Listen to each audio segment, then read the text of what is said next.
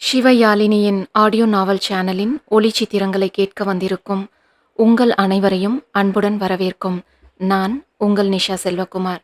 சிவயாழினி audio நாவல் சேனலை subscribe பண்ணாதவங்க subscribe பண்ணிக்கோங்க. அப்படியே பக்கத்தில் இருக்க பெல் ஐக்கானையும் கிளிக் பண்ணுங்க.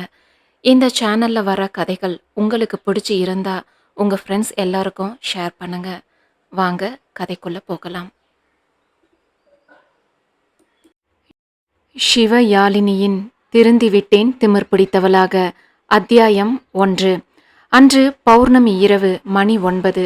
எப்போதும் போல நிரஞ்சன் தன்னுடைய வெண்ணிற ஆடி காரில் பெசன் நகரில் இருக்கும் அஷ்டலட்சுமி கோயிலுக்கு சென்று வணங்கிவிட்டு கடலின் அலையை ரசித்து கொண்டிருந்தான். பௌர்ணமியில் அலைகள் சற்று அதிகமாகவே ஆர்ப்பரிப்பதை காண்பதில் அவனுக்கு அலாதி பிரியம். ஒவ்வொரு பெரிய அலையும் இயற்கையின் ஆளுமையை அவனுக்கு உணர்த்துவதாக இருக்கும்.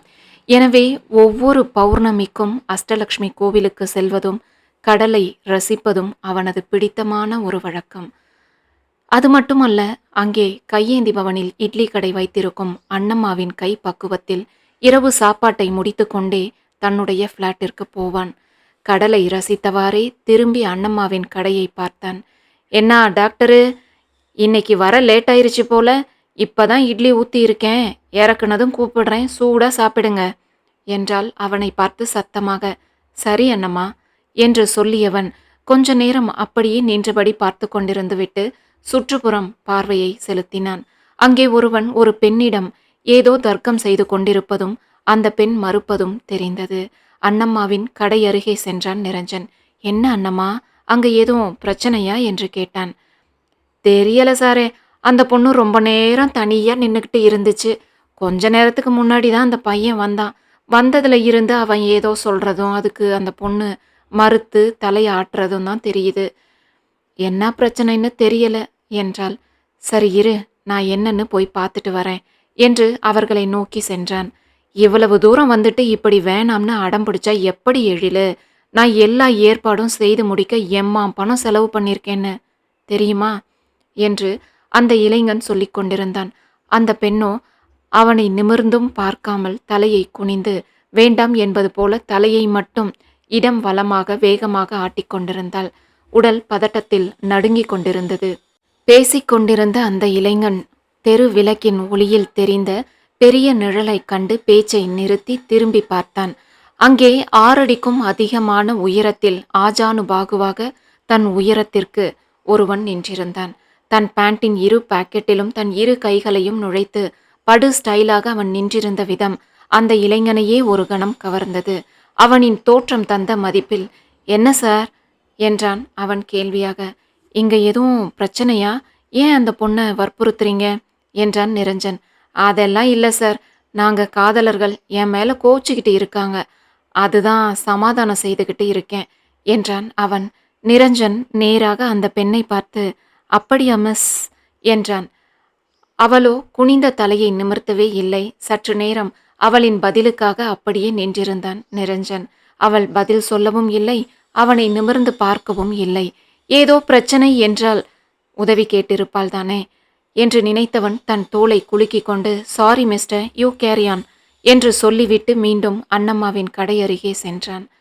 என்னவா சார் என்றாள் அண்ணம்மா. காதலர்களா அண்ணம்மா, நீங்க எனக்கு இட்லியை வைங்க, சாப்பிட்டுட்டு கிளம்புறேன், இன்னைக்கு அசதியா இருக்கு, சீக்கிரம் போய் தூங்கணும் என்றான். சரி சாரே, சாப்பிட்டுட்டு போய் ஓய்வு எடுத்துக்கோ, சீக்கிரம் ஒரு கண்ணாலம் பண்ணிக்கிட்டா எல்லாம் வரவா பார்த்துப்பா என்றபடி இட்லியை தட்டில் வைத்து அவனிடம் கொடுத்தாள். நிரஞ்சன் அதற்கு பதில் சொல்லாமல் அவள் கொடுத்த இட்லியை வாங்கி உண்ணத் தொடங்கினான். சாப்பிட்டு கொண்டிருக்கும் போதே அவன் கண்கள் தன்னையும் அறியாமல் அந்த இளைஞனையும் பெண்ணையும் பார்த்தான். அவனை பார்த்தால் லோக்கல் ரவுடி போலவே தெரிந்தது. தூரத்தில் அந்த பெண்ணின் முகம் தெளிவாக தெரியாவிட்டாலும் அவளின் உடல் வாகும் சிவந்த கரங்களும் நல்ல அழகியாக இருப்பாள் என்றே தோன்றியது. அவனுக்கு ஏதோ ஒரு சினிமா படத்தில் வரும், சினிமாவிலும் சரி நிஜத்திலும் சரி, இந்த பொண்ணுங்க எல்லாம் சல்லி பசங்களை தான் லவ் பண்ணுறாங்க என்ற ஒரு நடிகனின் டயலாக் அப்போது நினைவில் வந்தது. மென்மையாக புன்னகைத்தபடி சாப்பிட்டான். சற்று நேரத்தில் அந்த இளைஞன் அருகே ஒரு கார் வந்து நின்றது. அதில் இருந்து 2 ஆண்கள் இறங்கினர். இப்போது அந்த இளைஞன் அந்த பெண்ணை காரில் ஏறுமாறு வற்புறுத்தி கொண்டிருக்க அவள் மறுத்து கொண்டிருந்தாள். ஏதோ சரியில்லை என்று தோன்ற அவர்களையே பார்த்து கொண்டிருந்தான் நிரஞ்சன். பொறுமை இழந்த அந்த இளைஞன் இப்போது அந்த பெண்ணின் கைகளை பற்றி இழுக்கத் தொடங்கினான். அவள் நின்ற இடத்தில் இருந்து நகராமல் அவனிடம் மறுத்து தன் கைகளை அவனிடமிருந்து விடுவித்துக் கொள்ள போராடினாள். சார், அங்க என்னன்னு கொஞ்சம் பாரு, நானும் இதையெல்லாம் எடுத்து வச்சிட்டு வரேன் என்றாள் அன்னம்மா. நிரஞ்சன் நேராக சென்று அந்த இளைஞனின் கைகளை வலுவாக பற்றி நிறுத்தினான். அவன் கைகளை இழுப்பது நின்று விடவே அதிர்ச்சியில் அந்த பெண் இப்போது நிமிர்ந்து நிரஞ்சனை பார்த்தாள். அவள் கண்கள் கலங்கி இருந்தது. உதடுகள் துடிப்பதை கஷ்டப்பட்டு அடக்க முயன்றாள். எங்கே கதறி அழுது விடுவோமோ என்று தன்னை அடக்க முற்பட்டவளின் உடல் அவள் பேச்சை கேட்காமல் உதறத் தொடங்கி இருந்தது. சார், நான் தான் முதல்லையே சொன்னேனே, இவள் என்னுடைய காதலி, திருமணம் செய்து கொள்ளலாம்னு முடிவெடுத்து இங்க வரைக்கும் வந்துட்டா. இப்போ என்னவோ திடீர்னு வரமாட்டேன்னு அடம் பிடிக்கிறா. இது எங்க பிரச்சனை, நாங்க பாத்துக்கிறோம், நீங்க போங்க என்றான் அவன் கோபத்தை அடக்கியபடி. இப்போ வர மறுக்கிறாங்க தானே, ஏன் கட்டாயப்படுத்துறீங்க, விடுங்க அவங்கள என்றான் நிரஞ்சன். எழில், உன்னால வர்றவங்க போறவங்க எல்லாம் கேள்வி கேட்குறாங்க பாரு, வண்டியில ஏறு, அப்புறமா பேசிக்கலாம் என்றான் தனிந்த குரலில். அவள் உடல் நடுங்கிக் கொண்டிருந்தாலும் தலையை மட்டும் முடியாது என்று பலமாக ஆட்டினாள். அதில் பொறுமை இழந்தவன் தன் நண்பர்களை கார் கதவை திறக்க சொல்லி அவளை பலவந்தமாக உள்ளே தள்ள முயற்சித்தான். நொடி பொழுதில் நிரஞ்சன் அந்த பெண்ணின் கைப்பற்றி இழுத்து தன் அருகில் அணைத்தவாறு நிறுத்தி கொண்டான். அவன் அப்படி செய்வான் என்று யாருமே எதிர்பார்க்காததால் திகைத்து நின்றனர். அந்த பெண் தன் முழு பலத்தையும் அந்த இளைஞனிடம் தன் எதிர்ப்பை காட்டிக் கொண்டிருந்ததால் நிரஞ்சன் இழுத்ததும் அவன் மேல் அப்படியே சாய்ந்து விட்டாள். எல்லோரையும் நோக்கி சொடக்கிட்டான் நிரஞ்சன். 5 நிமிஷம் உங்களுக்கு அவகாசம் தரேன். நீங்க 3 பேரும் இந்த காரும் இங்க இருக்கக்கூடாது என்றான் அதிகாரமான குரலில். அவனின் தோரணையான உருவத்திலும் குரலிலும் சற்றே அவர்கள் பின்னடைந்து ஒருவரையொருவர் பார்த்து கொண்டனர். ஒருவேளை போலீஸாக இருப்பானோ என்று அவர்களுக்கு தோன்றியது. அந்த இளைஞன், எழில், நீ என்னை அசிங்கப்படுத்திட்டு இருக்கேன்னு புரியுதா? நீயும் நானும் செய்த முடிவுதானே. இப்போ என்னவோ நான் கடத்திட்டு போறது போல டிராமா போட்டுட்டு இருக்க என்றான் கோபமான குரலில். அவள் பதில் சொல்லாமல் தலையை குனிந்து கொண்டு தன் கைகளை மட்டும் கும்பிட்டாள். இனி அவளிடம் பேசி பயனில்லை என்று தோன்றியதோ என்னவோ. அவன் தன் நண்பர்களிடம் கண்களால் கிளம்பலாம் என்று சைகை செய்துவிட்டு காரில் ஏறினான். அவர்கள் மூவரும் காரில் ஏறி சென்றனர். அந்த இளைஞன் அவளை ஜன்னல் வழியாக குரூரத்துடன் பார்த்து கொண்டே சென்றான். அந்த பெண்ணோ அதை உணராமல் இன்னமும் நிரஞ்சன் மேல் சாய்ந்து தலை கவிழ்ந்து நின்றிருந்தாள். அவங்க போயிட்டாங்க என்றான் மெல்லிய குரலில். அவளுக்கு அதில் காதில் விழுந்த மாதிரி தெரியவில்லை. அவள் தோளை தன் 2 கைகளாலும் பற்றி லேசாக உலுக்கினான். அதில் சுய உணர்வு பெற்றவள் போல பதறி அவனிடம் இருந்து விலகி நின்றாள். அவனை பார்த்து பேந்த பேந்த விழித்தாள். உடல் இன்னமும் நடுங்கிக் கொண்டுதான் இருந்தது. ரிலாக்ஸ், ஒன்றும் பிரச்சனை இல்லை, பயப்படாதீங்க என்று அவன் சொல்லிக்கொண்டு இருக்கும்போதே அன்னம்மாள் அவர்கள் அருகே வந்தாள். பயப்படாத கண்ணு, டாக்டர் சாரு ரொம்ப நல்லவர், நீ முதல்ல என் கூட வந்து சாப்பிடு என்று அவளை அழைத்து கொண்டு சென்று அங்கிருந்த நாற்காலியில் அமர வைத்து தட்டில் வைத்து இட்லிகளை கொடுத்தாள். அவள் வேண்டாம் என்று மறுக்கவும், எம்மா நேரமா அங்கேயே நின்னுக்குன்னு இருந்த, எப்போ சாப்பிட்டியோ, சும்மா சாப்பிடுமா, கூச்சப்படாத என்று அந்த தட்டை அவள் கைகளில் திணித்தாள். அவளுக்கும் பசி போல மீண்டும் மறுக்காமல் சாப்பிடத் தொடங்கினாள். அவள் சாப்பிட்டு முடிக்கும் வரை நிரஞ்சனும் அன்னம்மாளும் அமைதியாக நின்றிருந்தனர். அதற்குள் மணி 11 கடந்திருக்க காவல்துறை காவலர் அவர்கள் அருகே வந்தார். என்ன அன்னம்மா, இன்னும் இன்னைக்கு கடையை சாத்தலையா? 10 மணியோட கிளம்பணும்னு தெரியாதா என்றார். ஐயா, இது நம்ம டாக்டரு, அந்த அம்மா அவங்க சொந்தம், கிளம்பும்போது பசின்னு வந்துட்டாங்க, அதுதான் மனசு கேட்காம சாப்பிட கொடுத்தேன், இதோ இப்போ கிளம்பிடுறேன்யா என்றாள் அன்னம்மா பதவிசாக. அதன் பின் அவர் நிரஞ்சனிடம் பொதுவாக சில நிமிடங்கள் பேசிவிட்டு கிளம்பினார். நீ எங்க போகணும்னு சொன்னா டாக்டர் கூட்டிட்டு போய் விட்டுடுவாரு, இந்த நேரத்துல ஆட்டோ டாக்ஸி எல்லாம் சரியா இருக்காது என்றாள். அவள் 1 நிமிடம் நிரஞ்சனை மருண்ட பார்வை பார்த்துவிட்டு மெல்ல தன் செவ்விதழை திறந்து பேசினாள். நான் உங்க கூடவே வரட்டுமா அக்கா? நாளைக்கு காலையில நான் கிளம்பிடுவேன் என்றாள் சற்று தயங்கிய குரலில். குரலின் இனிமையை ரசித்தவனுக்கு அவள் தன்னுடன் வர மறுப்பது புரிய சற்று கடுப்பாகவே இருந்தது. அதற்குள் அன்னம்மாவோ, இல்ல கண்ணு, எங்க வீடு சின்ன குடிசை. என் மாமன் மீன் பிடிக்க போயிட்டு லேட்டா குடிச்சிட்டு வரும். அந்த குடிகாரன பார்த்தா நீ இன்னும் பயந்துடுவ. இந்த சார எனக்கு ரொம்ப வருஷமா தெரியும். எங்க போகணும்னு சொல்லு, அவர் உன்னை பத்திரமா கொண்டு போய் விடுவாரு என்றாள். அந்த பெண் பலமாக யோசிப்பது நிரஞ்சனுக்கு சற்று அவமானமாக தோன்ற, சரி அண்ணம்மா, அவங்க எங்க போகணும்னு சொல்றாங்களோ அனுப்பி வச்சிடு. எதுக்கும் இந்த பணத்தை செலவுக்கு வச்சுக்கோ, நான் கிளம்புறேன். ஏற்கனவே ரொம்ப லேட் ஆயிடுச்சு என்று கார் சாவியை சுழற்றி கொண்டு தன் வெண்ணிற ஆடி காரை நோக்கி சென்றான். கண்ணு, நான் தான் சொல்றேன் இல்ல, இப்போ ரொம்ப நேரம் ஆயிடுச்சு. உன்னை யாரை நம்பியும் அனுப்ப முடியாது. எந்த பொண்ணையும் விடமாட்டானுங்க. நீ வேற இம்புட்டு அழகா இருக்க. அவர் கூட போ தாயி. நல்ல மனுஷன். அவர் தானே உன்னை காப்பாத்துனாரு. என் புருஷன் சரியில்லைம்மா. இல்லைன்னா நானே உன்னை கூட்டிட்டு போயிடுவேன் என்றாள் அண்ணம்மா. இப்போது அந்த பெண் சம்மதமாக தலையை அசைக்கவும், டாக்டரு என்று கூவினாள் அண்ணம்மா. இந்த பொண்ணை கொஞ்சம் அவ சொல்ற இடத்துல விட்டுட்டு போயிடு, உனக்கு புண்ணியமா போவும் என்றாள். வர சொல்லு அண்ணம்மா என்றபடி காரில் ஏறினான். அவள் வந்து பின் இருக்கையில் அமரப்போக, யாராவது பார்த்தா ஒரு பொண்ணை டாக்டர் எங்கேயோ கூட்டிட்டு போறாருன்னு சொல்லுவாங்க, முன் சீட்டில் உட்காருங்க என்றான். அவளும் பதில் சொல்லாமல் முன் இருக்கையில் அமர்ந்தாள். பின் அண்ணம்மா அவளிடம், கண்ணு, நீ மறுபடியும் ஒரு நாள் இங்கனையே வந்து என்னாண்ட பேசிட்டு போ. நீ எப்படி இருக்கன்னு நானும் தெரிஞ்சுப்பேன்ல என்றாள். சரி என்பது போல ஒரு தலையசைப்பு மட்டும் அவளிடம். காரை செலுத்தி கொண்டே நிரஞ்சன் அவள் மேல் பார்வையை செலுத்தினான்.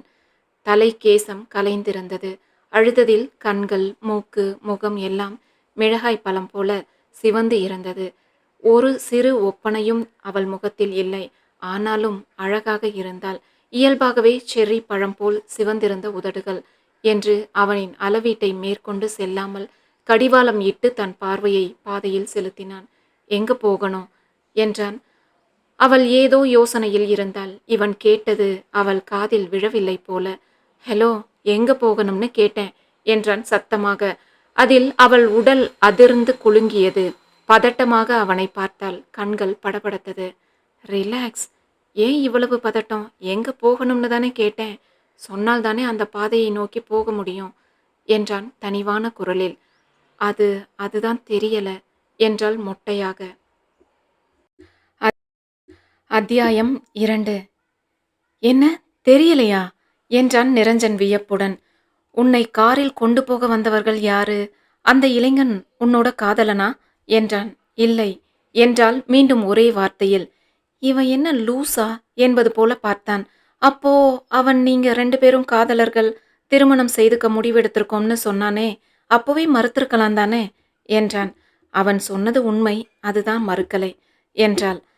நீ எப்பவும் புரியாம தான் இப்படி 1-2 வார்த்தையில பதில் சொல்லுவியா என்றான் சற்று எரிச்சலான குரலில்.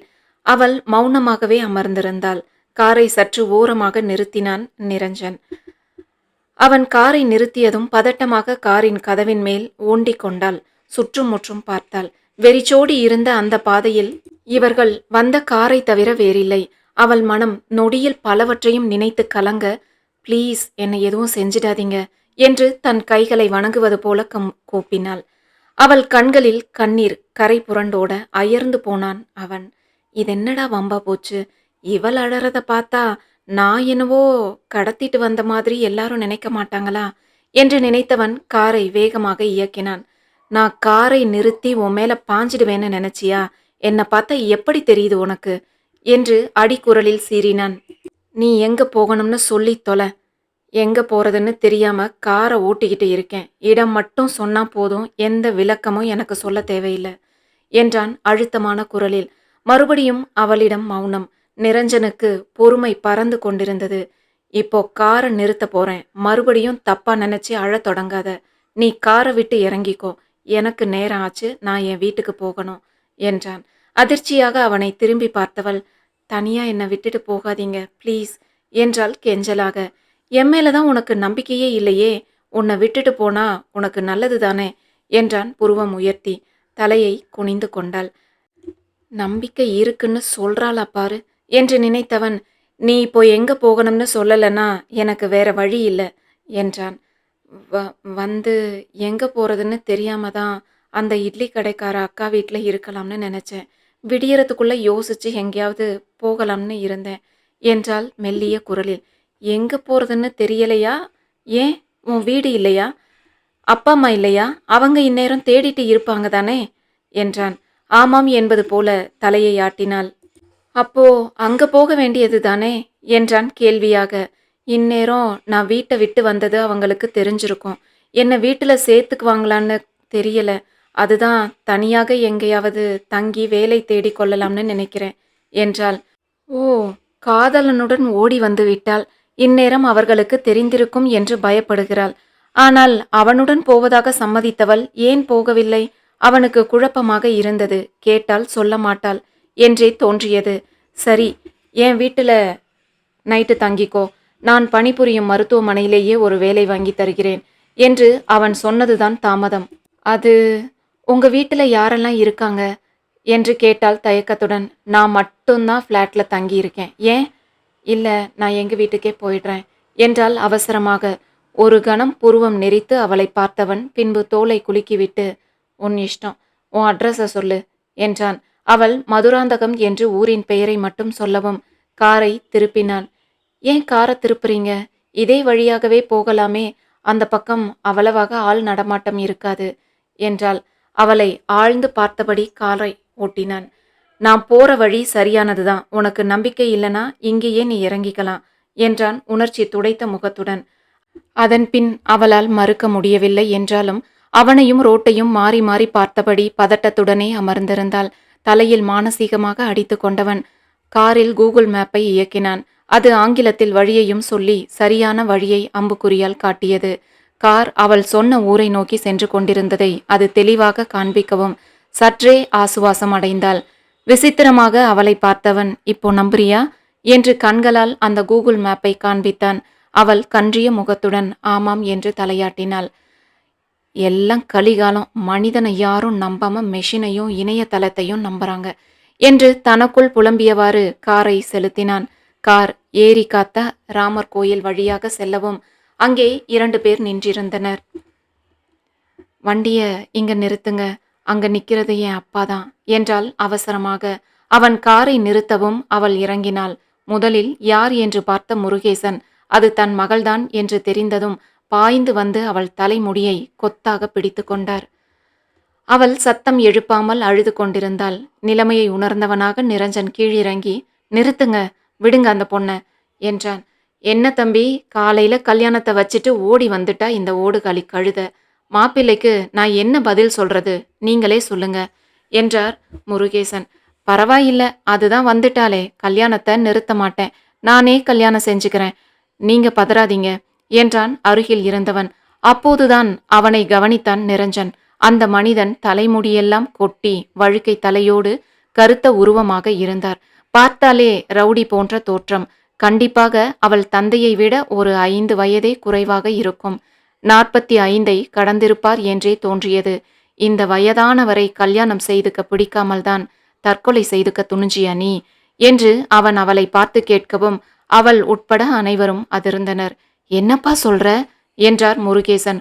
உங்க பொண்ணு கடல்ல விழுந்து தற்கொலை பண்ணிக்க பார்த்தாங்க. அங்க வந்த ஒரு காவல் அதிகாரி தான் என்கிட்ட இந்த பொண்ணை உங்க வீட்டுல விட்டுட்டு வர சொன்னாங்க. நாளைக்கு வந்து அவர் பார்க்கறதா சொன்னாரு. இங்க நடக்கிறத பார்த்தா கட்டாயப்படுத்தி திருமணம் செய்ய முயற்சி செய்றீங்க போல இருக்கே. மறுபடியும் இந்த பொண்ணு ஏதாவது செய்துக்கிட்டா என்னையும் இல்ல அந்த அதிகாரி விசாரிப்பாரு. நான் எதுக்கும் இப்பவே அவர்கிட்ட ஃபோன் செய்து சொல்லிடுறேன் என்று ஃபோனை எடுத்தான். ஓடி வந்து தடுத்தான் அந்த மாப்பிள்ளை. அதெல்லாம் வேணாம்ப்பா, அந்த பொண்ணுக்கு இஷ்டம் இல்லைன்னு எனக்கு தெரியாது. நான் ஊருக்குள்ள கௌரவமா வாழ்றவன். போலீஸு கேஸுன்னு என்னால அலைய முடியாது என்றவன் முருகேசனிடம் திரும்பி, முருகேசா, நீ என்கிட்ட வாங்கின பணத்தை சீக்கிரமா கொடுத்துரு, இந்த கல்யாணம் நடக்காது என்று விறுவிறுவென நடந்தான். அவன் பின்னாடியே ஓடினார் முருகேசன். மாப்பிள்ள, கொஞ்சம் பொறுங்க, நான் அவகிட்ட பேசி சம்மதிக்க வைக்கிறேன் என்று கத்திக்கொண்டு அவன் பின்னே சென்றார். அவர்களை பார்த்து சிரிப்பு வந்தது நிரஞ்சனுக்கு. சார் என்ற குரல் கேட்கவும் வியப்புடன் திரும்பினான். அவளாக அழைத்து பேசுகிறாளே. வந்து ரொம்ப தேங்க்ஸ். என் மேல எந்த கலங்கமும் வராத மாதிரி ஒரு பொய்ய சொல்லி என்னையும் என் வாழ்க்கையையும் காப்பாத்திட்டீங்க. நீங்க சொன்ன பின்னாடி தான் எனக்கு தோணுது, அந்த ராஜுவை நம்பி போனதுக்கு அந்த கடல்லையே விழுந்திருக்கலாம். அவன்கிட்ட இருந்தும் என்னை காப்பாத்தினதுக்கு நன்றி என்றாள். பா, இவ்வளவு நீளமா உனக்கு பேசக்கூட வருமா என்றான் ஆச்சரியத்துடன். நான் உன் பெயர் கெடக்கூடாதுன்னு ஒரு பொய்ய சொன்னேன். தற்கொலை எப்போதும் எந்த ஒரு பிரச்சனைக்கும் தீர்வாகாது. அத நல்லா புரிஞ்சுக்கோ. ஒரு நாளும் உனக்கு அந்த எண்ணம் வரக்கூடாது. புரிஞ்சதா என்றான். சரி என்பது போல தலையாட்டினாள். இப்பவாவது சொல்லு, அந்த ராஜு உன்னுடைய காதலனா?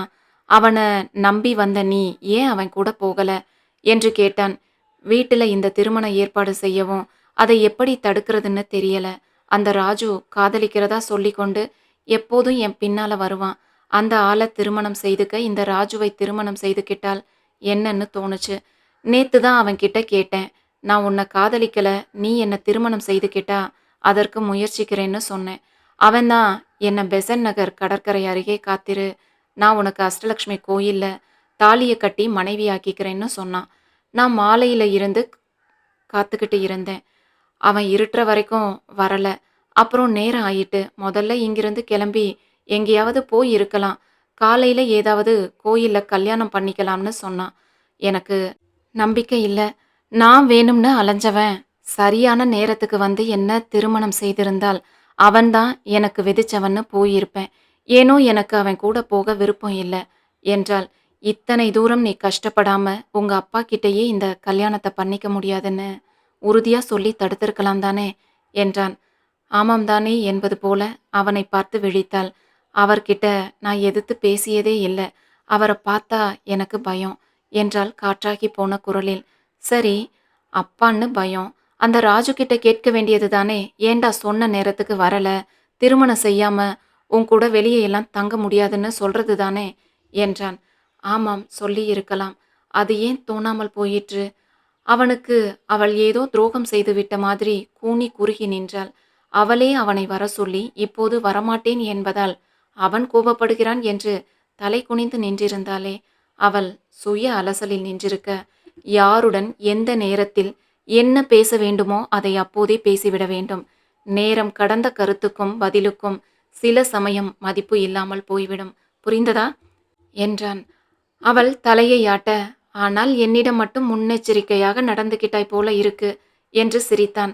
அவள் கார் கதவில் ஒட்டிக்கொண்டு, என்னை எதுவும் செஞ்சிடாதீங்கன்னு சொன்னதைத்தான் இப்போ சொல்கிறான் என்று அவளுக்கும் புரிய கன்றிய முகத்துடன் சாரி என்றாள் தொடர்ந்து.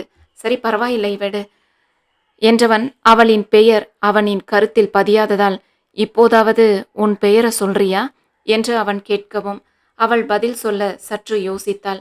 என்றைக்காவது உன்னை எங்கேயாவது பார்த்தா பெசன் நகர் பீச்சில் பார்த்த பொண்ணே என்றா அழைக்க முடியும் என்று சிரித்தான். அவனின் அந்த சிரிப்பில் அவள் முகமும் மலர்ந்தது. சிலர் சிரிக்கும்போது பார்த்தாலே போதும் நமக்கும் நம்மை அறியாமல் சிரிப்பு வந்துவிடும். எழிலழகி, எல்லாரும் எழில்னு கூப்பிடுவாங்க என்றால் உருவத்திற்கேற்றாற் போல்தான் பெயர் வைத்திருக்கிறார்கள் என்று அவனுக்கு தோன்றியது. பெயர் நல்லா இருக்கு அழகி என்றான். என்ன அழகியா என்றால் அவள் வியப்புடன் அவனை ஒரு மாதிரி சந்தேகமாக பார்த்து. இதுவரை அவளை அனைவரும் எழில் என்றே அழைத்து பழகி இருந்ததால் அவன் அழகி என்று விழிக்கவும் சற்று வித்தியாசமாக பட்டது. நீ அழகாக இருக்கிறதால அழகின்னு கூப்பிடல, அழகின்னு உன் பெயர் முடிகிறதால அழகின்னு கூப்பிட்டேன். புரிஞ்சதா அழகி என்றான் மென்னகையுடன். அவள் மென்மையாக புன்னகைத்தாள். அவன் பெயரை அவள் கேட்பாள் என்று அவன் எதிர்பார்த்திருக்க, அவளோ அமைதியாக நின்றிருந்தாள். நீ கேட்கலனாலும் நான் சொல்றேன். என் பெயர் நிரஞ்சன். நான் மனநல மருத்துவராக பணிபுரிகிறேன். இது என்னோட விசிட்டிங் கார்டு. உனக்கு ஏதாவது உதவி தேவைப்பட்டால் என்னோட நம்பருக்கு நீ என்னை அழைத்து பேசலாம். அழகி பேசுறேன்னு சொன்னாலே புரிஞ்சுப்பேன், சரியா என்றான். அவளும் சரி என்று தலையை ஆட்டி அவன் கொடுத்த கார்டை கையில் வாங்கி கொண்டாலும் அவனை பார்க்காமல் அவன் பின்னால் பார்த்து கொண்டிருந்தாள். அவள் தந்தை முருகேசன் மட்டும் தனியாக அவர்களை நோக்கி நடந்து வந்து கொண்டிருந்தார்.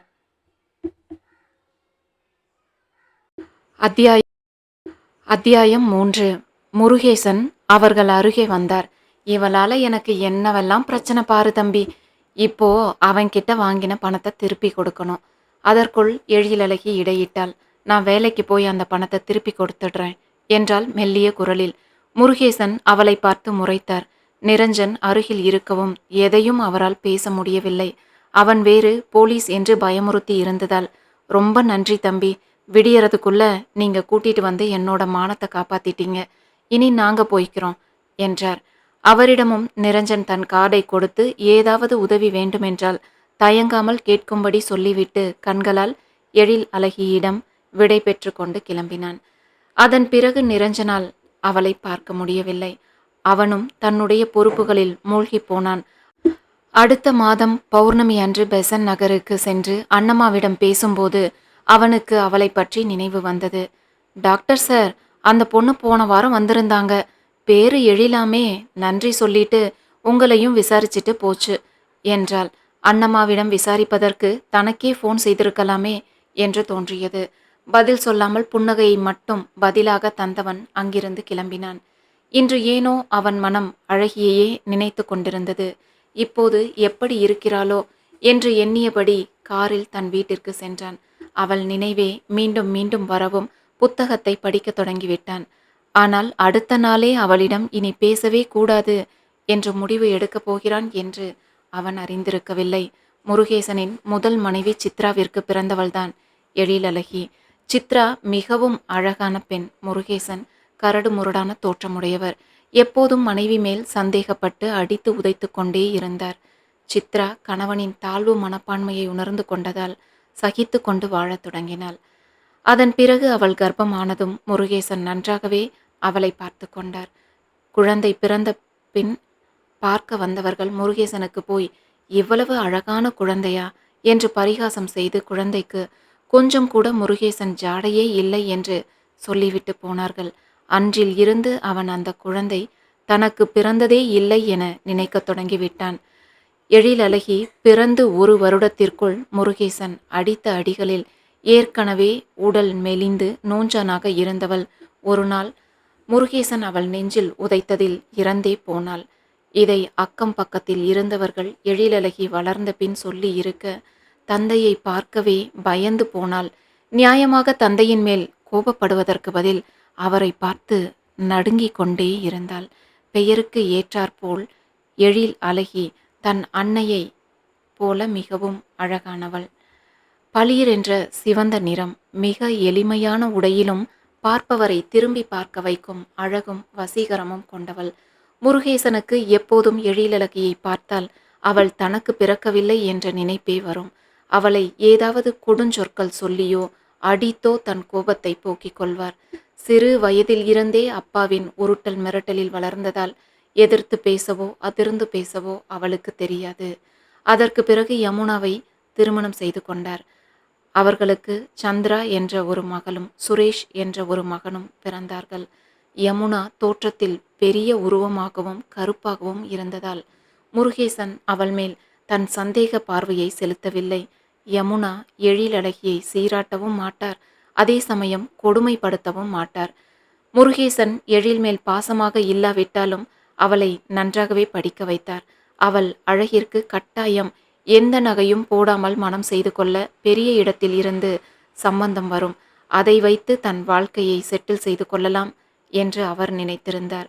எழில் படித்து முடிந்ததும் அந்த வயதான நபரை 2ஆம் தாரமாக திருமணம் செய்ய வற்புறுத்த தொடங்கிவிட்டார்.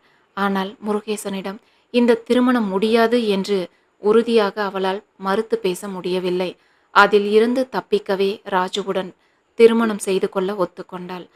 நிரஞ்சன் அந்த பிரச்சனையில் இருந்து தன்னை காப்பாற்றியும் விட்டதால் இப்போது வேலைக்கு செல்ல முடிவெடுத்திருந்தாள். எப்படியும் பணம் சம்பாதித்து கொடுத்தால் சரி என்று முருகேசனும் அமைதியாகிவிட்டார். அவளை விட திறமைசாலிகளும் அனுபவசாலிகளும் இருக்கும்போது தனக்கு வேலை கிடைப்பது கடினம் என்று நினைத்திருக்க அவளுக்கு வேலை உறுதி செய்யப்பட்டது. அது ஒரு ஐடி நிறுவனம். அங்கே வேலையில் சேர்ந்தாள். சம்பளமும் நன்றாகவே கிடைத்தது. ஆனால் அந்த நிறுவனத்தின் மேலாளர் ராஜரத்னம் அடிக்கடி அவளை அழைத்து பேச தொடங்கினார். எழிலழகிக்கு அவரது நடவடிக்கை கொஞ்சமும் பிடிக்கவில்லை. ஆனால் அதை யாருடனும் சொல்லத் தயங்கினாள். என்ன எழில், இந்த வார விடுமுறையில் என்ன திட்டம்? எங்கேயாவது வெளியில போகலாமா என்று ராஜரத்னம் கேட்கவும் அவளுக்கு உடம்பெல்லாம் வியர்த்து நடுங்கியது. ஏய், ஏன் பதட்டப்படுற என்று அவள் தோளை பிடித்த அந்த மனிதர் அவளின் வியர்வையை துடைப்பது போல் அவள் மேல் கை வைத்தார். சட்டென அவள் விலக அவள் கரம் பற்றியவர், இங்க பாரு, உனக்கு கோடிங்ல எந்த அறிவும் இல்ல. அப்பவும் நான் தான் உனக்கு சிபாரிசு செய்து உன்ன வேலைக்கு எடுத்தேன். எதுக்கு? நீ இவ்ளோ அழகா இருக்க. எனக்கு கம்பெனி கொடுப்பன்னு தானே. இந்த வாரம் ஞாயிறு என்னோட கெஸ்ட் ஹவுஸுக்கு நீ வரணும். இல்லன்னா திங்கட்கிழமை உன்ன வேலையில இருந்து எடுத்துருவேன்." என்று வெளிப்படையாகவே மிரட்டினார் ராஜரத்தினம். அவரின் மிரட்டலில் மிரண்டு போய் தன் இருக்கைக்கு வந்து அமர்ந்தாள். அருகில் இருந்த பெண் என்னவென்று கேட்க அவளிடம் சொல்லவும் கூசினாள். சேர்ந்து 2 வாரங்களே ஆகியிருக்க அவள் யாரிடமும் பழகி இருக்கவில்லை. அப்படியே பழகி இருந்தாலும் சொல்லியிருப்பாளா என்றால் தெரியாது. வெளிப்படையாக மற்றவர்களிடம் பேசி பழக்கம் இல்லாததால் தனக்குள்ளேயே ஒடுங்கினாள். அந்த வாரம் சனிக்கிழமை நெருங்கியதும் அவளுக்கு படபடப்பாக இருந்தது. அந்த மனிதரோ அவளை பார்வையால் விழுங்கவே தொடங்கியிருந்தான். ராஜரத்தினம் அவளை பார்க்கும் போதெல்லாம் உடல் கூசி சிறுத்து போனது போல் ஆகிவிடும். அப்படியே பூமிக்குள் புதைந்து கொண்டால் நன்றாக இருக்கும் என்று தோன்றியது. அப்போது அனைவரும் மீட்டிங் ஹாலிற்கு சென்று கொண்டிருந்தனர். "நீ வரலையா?" என்று ஒருவன் கேட்கவும் அப்போதுதான் அவளுக்கு நினைவு வந்தது. மாதத்தில் 1 நாள் ஊழியர்களை ஊக்கப்படுத்துவதற்காக கலந்துரையாடல் கூட்டம் வைப்பது வழக்கம் என்று சொல்லியிருந்தனர். இந்த வாரம் மன அழுத்தத்தை எப்படி தவிர்ப்பது, அதில் இருந்து எப்படி வெளிவருவது என்ற தலைப்பில் ஒரு மருத்துவர் பேசப் போவதாக சொல்லியிருந்தனர். எழிலழகியும் அந்த மீட்டிங் அறைக்கு சென்றாள். ஏற்கனவே அனைவரும் அமர்ந்திருக்க அவள் அமருவதற்கு அங்கே இருக்கையே இல்லை என்றதும் யாரையும் கேட்காமல் திருதிருவென விழித்தபடி நின்றிருந்தாள். அப்போது நிரஞ்சன் அந்த அறைக்குள் நுழைந்தான். மனநல மருத்துவராக இருக்கும் அவனையே அன்று பேச்சாளராக அழைத்திருந்தனர். அங்கே நின்று கொண்டிருக்கும் எழிலழகியை பார்த்து வியந்தபடி தனக்காக ஒதுக்கப்பட்ட இடத்தில் போய் நின்றான். அதற்குள் யாரோ அவளுக்கும் ஒரு இருக்கை கொண்டு வர அதில் அமர்ந்தாள். ஆனால் இருக்கைகள் மிக நெருக்கமாக இருந்தது. இருபுறமும் ஆண்கள் இருக்கவே அவளுக்கு சங்கடமாக இருந்தது. நிரஞ்சன் ஒருமுறை எழிலழகியை அழுத்தமாக பார்த்துவிட்டு தன் பேச்சை தொடங்கினான். அவளோ அவனை பார்க்கவே இல்லை. அவன் அவள் கருத்தில் பதியவில்லை. அருகில் இருப்பவன் அவனது தொடையால் அவள் தொடையில் தட்டினான். இடப்பற்றாக்குறையால் நடந்திருக்கும் என்று எண்ணி தன்னையே சற்று குறுக்கி கொண்டு அமர்ந்தாள். அவளுக்கு எதிரில் இருப்பவனோ தன் 2 கால்களால் அவளின் கால்களை இறுக்கினான். பக்கென்றது அவளுக்கு. அங்கிருக்கும் ஆண்களை பார்க்கவே மிக கொடூரமாக தெரிந்தது. இந்த உலகத்தில் எவனுமே ராமன் இல்லையா? 2 பக்கமும் ஆண்கள் இருக்கவும் அவளால் எந்த பக்கமும் நகர முடியவில்லை. அதற்கு மேல் அங்கே அமர்ந்திருக்க முடியாது என்று நினைத்தவள் சட்டென்று எழுந்து நின்றாள். நிரஞ்சன் என்ன என்று புருவம் உயர்த்தவும், "எக்ஸ்கியூஸ் மீ" என்று வெளியே சென்று விட்டாள். நிரஞ்சனுக்கு ஒரு மாதிரி ஆகிவிட்டது. அவன் எப்போது பேச ஆரம்பித்தாலும் அனைவரும் ஆர்வமாக கேட்பார்கள். ஏன் இவளுக்கு நான் பேசியது போர் அடித்ததா அல்லது பிடிக்கவில்லையா என்று தோன்றியது. இருந்தாலும் தன் பேச்சை தொடர்ந்தான். எழிலழகி தன் இருக்கையில் போய் அமர்ந்து தலையில் தன் 2 கைகளையும் தாங்கிக் கொண்டு தொய்வாக அமர்ந்தாள். சில நிமிடங்கள் கடந்திருக்கும். அவள் தோளில் யாரோ கை வைக்கவும் திரும்பினாள். "என்னாச்சு கண்ணு? உடம்பு சரியில்லையா? என் அறைக்கு வாயேன், உன் தலைய என் கையால பிடிச்சு விடுறேன்" என்று இளித்தார் ராஜரத்தினம். "ச்சே" என்றிருந்தது. அந்த மனிதனோ அவள் தோளை இறுக்கமாக அழுத்தத் தொடங்க, "அந்த ஹாலில் CCTV இல்லையா? அப்படியாவது இவனை யாரும் அடிக்க வரமாட்டார்களா?" என்று அவள் சுற்றும் முற்றும் பார்த்தாள். அவள் பார்வையை உணர்ந்தவன், "ஓ, கேமரா இருக்கும்னு பயப்படுறியா? அதுவும் சரிதான். நாளைக்கு தான் நமக்கான நேரம் கிடைக்குமே, அங்க பார்த்துக்கலாம். கண்டிப்பா வந்துடுவ இல்ல?" என்று சொல்லிவிட்டு அகன்றான் ராஜரத்தினம். அங்கே அமரவும் பிடிக்காமல் ஓய்வு அறைக்கு சென்றாள். அங்கே யாரும் இல்லை என்று உறுதி செய்து கொண்டு கதறி அழுதாள். சற்று நேரம் அங்கேயே இருந்து தன்னை ஆசுவாசப்படுத்தி முகத்தை கழுவிக்கொண்டு வெளியே வந்தாள். மீட்டிங் முடியும் தருவாயில் இருக்கும் போல அனைவரும் பேசி தேநீர் அருந்திக் கொண்டிருப்பது போல தோன்றவும் தன் கைப்பையை எடுத்துக்கொண்டு மின் தூக்கியினுள் நுழைந்தாள். அங்கே ஏற்கனவே நிரஞ்சன் நின்றிருந்தான். அவள் அவனை கவனிக்காமல் திரும்பி நின்றிருந்தாள். கதவு மூடும் சமயம் அந்த மேனேஜர் ராஜரத்தினம் உள்ளே வந்ததை பார்த்ததும் அவளுக்கு உதறத் தொடங்கிவிட்டது. ராஜரத்தினம் அவளை தனியாக அந்த மின் தூக்கியில் பார்த்ததும் குஷியாகி உள்ளே வந்துவிட்டார். ஆனால் நிரஞ்சன் ஓரமாக நின்றிருப்பதை பார்த்து தன்னை சமநிலைப்படுத்தி கொண்டு அடுத்த தளத்திலேயே வெளியேறினார். அவர் போனதை கூட உணராமல் சுவரை பார்த்தவாறு நடுக்கத்துடன் நின்றிருந்தாள் நிரஞ்சன். மெதுவான குரலில் அழகி என்றழைத்தான். அவள் இருந்த நிலையில் அவன் அழைத்தது அவள் கருத்தில் பதியவில்லை. ராஜரத்தினம்தான் அழைக்கிறார் என்று பல்லை கடித்து கொண்டு திரும்பாமல் நின்றிருந்தாள். 2 முறை கூப்பிட்டும் திரும்பாமல் போனதால் அவள் தோள்மேல் மெதுவாக கை வைத்தான். அவன் கை வைத்ததுதான் தாமதம். "என்ன எதுவும் செஞ்சிடாதீங்க, என்னை விட்டுடுங்க ப்ளீஸ்" என்று கண்களை மூடியபடி கைகளை கூப்பி கதறினாள். அவள் உடல் பயத்தால் நடுங்கியது. பட்டென்று கைகளை எடுத்தான். "நான் என்ன செய்தேன் என்று என்னிடம் இப்படி பயந்து நடுங்குகிறாள்? அவளுக்கு நல்லதுதானே செய்தோம்."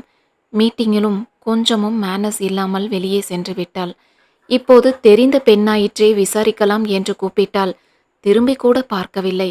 ஏதோ நினைவில் இருக்கிறாள் போல என்று லேசாக தோளை தொட்டால், "என்னை எதுவும் செய்திடாதீங்க" என்று கதறுகிறாளே. யாராவது இந்த நிமிடம் அவனை பார்த்தால் என்ன நினைப்பார்கள்? அவன்தான் அவளிடம் முறை தவறி நடந்ததாக சொல்ல மாட்டார்களா என்று கோபத்துடன் அவளை பார்த்தான். அவள் இன்னமும் அதே கோலத்தில் நின்றிருக்க அவளை வெறித்து பார்த்துவிட்டு அடுத்த வந்த தளத்தில் கோபத்துடன் வெளியேறினான். அவன் உள்ளம் கொதித்தது. இனி அவளை பார்த்தால் பேசவே கூடாது என்று நினைத்து கொண்டான். மின்தூக்கி தரை தளத்தை அடைந்ததும் எழிலழகி கண்களை மூடிக்கொண்டு கைகூப்பியபடி அப்படியே நின்றிருக்க அவளை அங்கு நின்றிருந்தவர்கள் விசித்திரமாக பார்த்தனர். அத்தியாயம் 4. சில வாரங்களுக்கு பிறகு நிரஞ்சன் ஒரு பெரிய புத்தக விற்பனை நிலையத்திற்கு சென்றிருந்தான். அங்கிருந்த புத்தகங்களை அவன் பார்வையிட்டு கொண்டிருந்த சமயம் பின்னாடி இருந்து யாரோ அழைப்பது போல இருக்கவும் திரும்பி பார்த்தான். அங்கே எழிலழகிதான். முகத்தில் மெல்லிய புன்னகையுடன் நின்றிருந்தாள்.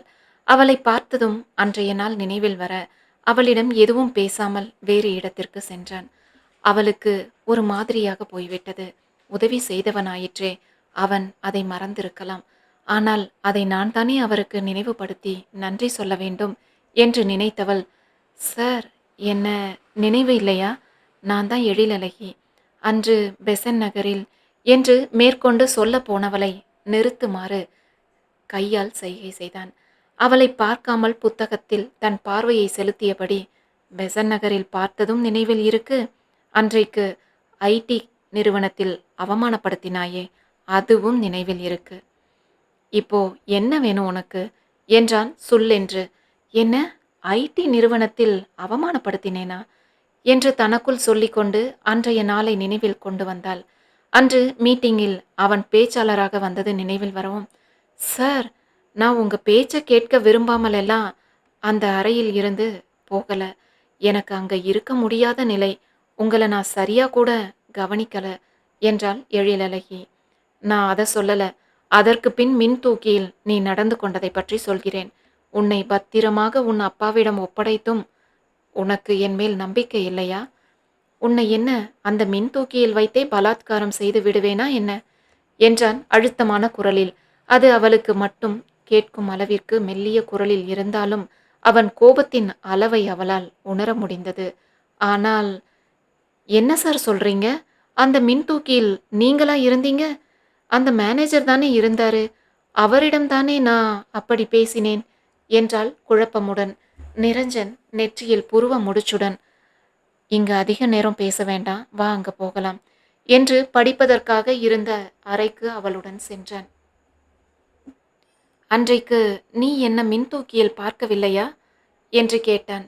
அவள் இல்லை என்று தலையாட்டவும், "நான் உன்னை கூப்பிட்டு உன் தோளில் கை வைத்தேனே" என்றான் புருவம் உயர்த்தி. "அது அந்த மேலாளர் ராஜரத்னம்னு நினைச்சேன்" என்றாள் கலங்கிய குரலில். "என்ன நடந்ததுன்னு தெளிவா சொல்லு" என்றான் உணர்ச்சியற்ற குரலில்.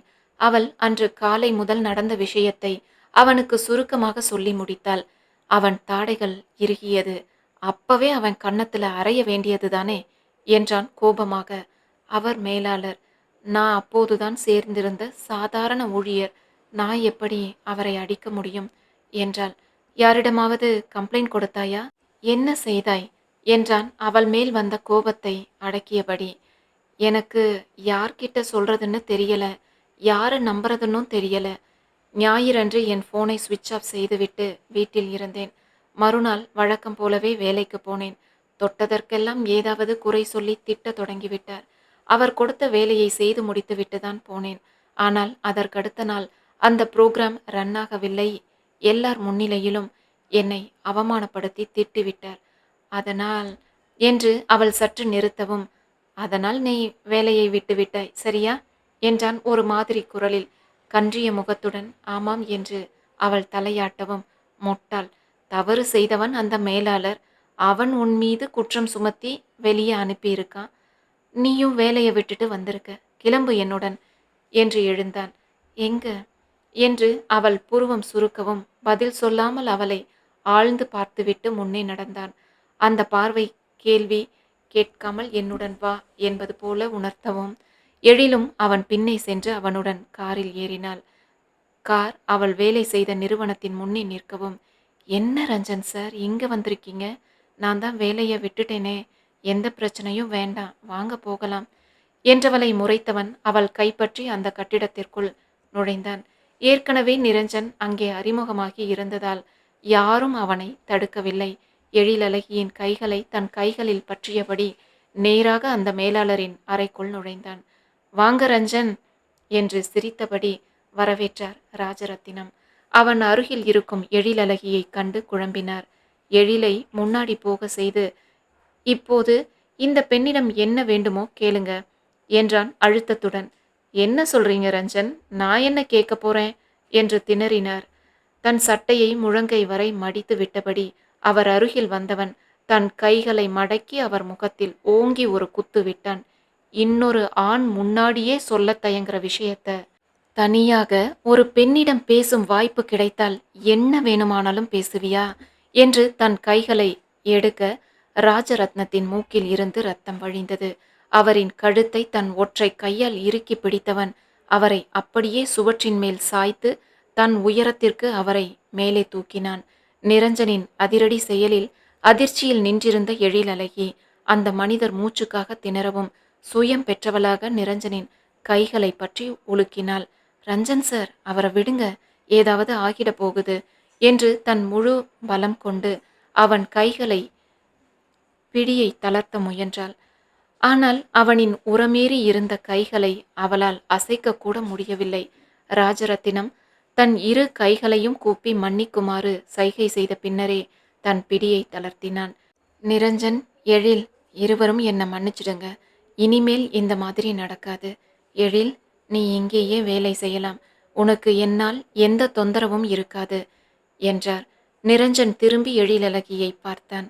அவள் மறுப்பாய் தலையசைக்கவும் தன் கைபேசியை எடுத்து யாரையோ அழைத்து பேசினான்.